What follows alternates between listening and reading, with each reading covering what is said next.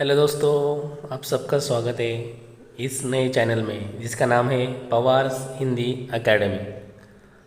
दोस्तों, इस चैनल पर आपको हिंदी व्याकरण रिलेटेड सभी वीडियोस वहाँ पर मिलेंगे। और ये पहला वीडियो आज हम शुरुआत करने जा रहे हैं, जो है संधि, संधि का परिचय, संधि की परिभाषा और संधि के भेद। सबसे पहले शुरुआत करते हैं संधि, संधि की परिभाषा। संधि का अर्थ क्या होता है? संधि का सामान्य तौर पर अर्थ कहा जाता है कि मेल, मतलब जोड़ना। किसी दो चीज़ों को, किसी दो शब्दों को, किसी दो वर्णों को जोड़ने का कार्य जो कहते हैं, कार्य जो करता है, उसे कहा जाता है संधि। दो शब्दों को जोड़ने की क्रिया को संधि कहा जाता है। यहाँ पर एक उदाहरण दिया गया है, जो है देव और आलय।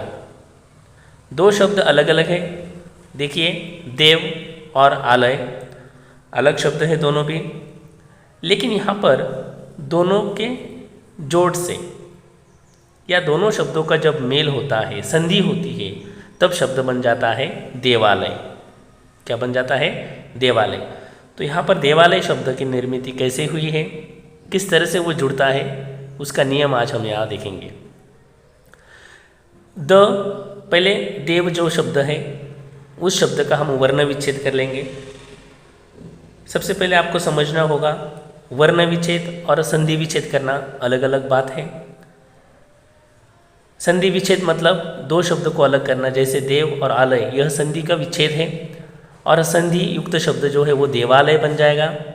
लेकिन उसका अगर वर्ण विच्छेद हम पहले करते हैं, क्योंकि हमें संधि करना है तो उससे पहले हमें वर्ण विच्छेद जानना जरूरी है। इसलिए देव शब्द का वर्ण विच्छेद देखिए, द, ए, व और अ। तो यहाँ पर अंतिम स्वर है, देव शब्द में अंतिम स्वर है अ, और दूसरा शब्द है आलय, आ, ल, अ, य और अ। दूसरे शब्द का पहला जो वर्ण है वो है आ, जो स्वर है आ, और पहले शब्द में अंतिम स्वर है, क्योंकि व्यंजन के पीछे स्वर छिपे रहते हैं। अ यह अंतिम स्वर है और दूसरे शब्द का पहला स्वर है आ। यहाँ पर अ और आ दोनों को अगर मेल करते हैं, हम इसे दोनों को मिलाते हैं, जोड़ते हैं, तो उसका बन जाता है आ। और इसी तरह से आ की मात्रा होती है ये, आ की मात्रा। शब्द बन गया है हमारा, संधि शब्द बन गया है देवालय। अब यह आ की मात्रा जो है वो हमने किसे दी है? व को, क्योंकि अ और आ से आ ही बनता है और आ की वहाँ पर मात्रा का प्रयोग हमें करना पड़ता है। शब्द बन गया है देवालय। तो बच्चों, इस तरह से यहाँ पर संधि बनती है। संधि के अलग अलग भेद भी हैं, वो भेद हम अभी जानेंगे। सबसे पहले संधि करते वक्त वर्ण विच्छेद करना जरूरी है। वर्ण विच्छेद के बाद ही हम वहाँ पर संधि को समझ पाएंगे।